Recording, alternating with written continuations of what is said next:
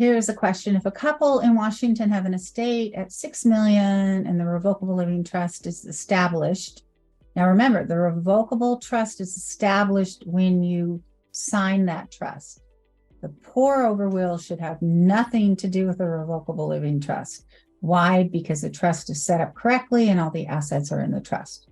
But regardless, when the first person dies, then what are we going to be doing with, it's not 2 million, it's 3 million. You take the 6, divide it, 3 million. You're going to put into this credit shelter trust the Washington exclusion amount of the 2.193 million.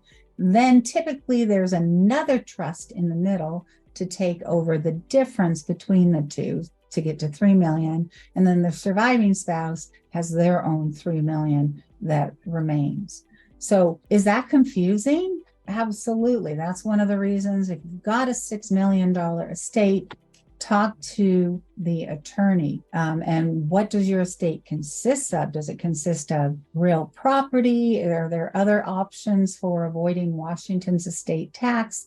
Out-of-state options, LLCs, all sorts of things might exist, or just inter vivos or lifetime gifting once the first spouse died, because then all the assets got to step up in an adjustment and tax basis. So it's a really good time to give away assets. In Washington state, we do not have a gift tax, which means you can give away assets with no tax imposed, at least on the giving away. You don't want to give away assets that have capital gains, which is why you want to be talking to your lawyer at that time.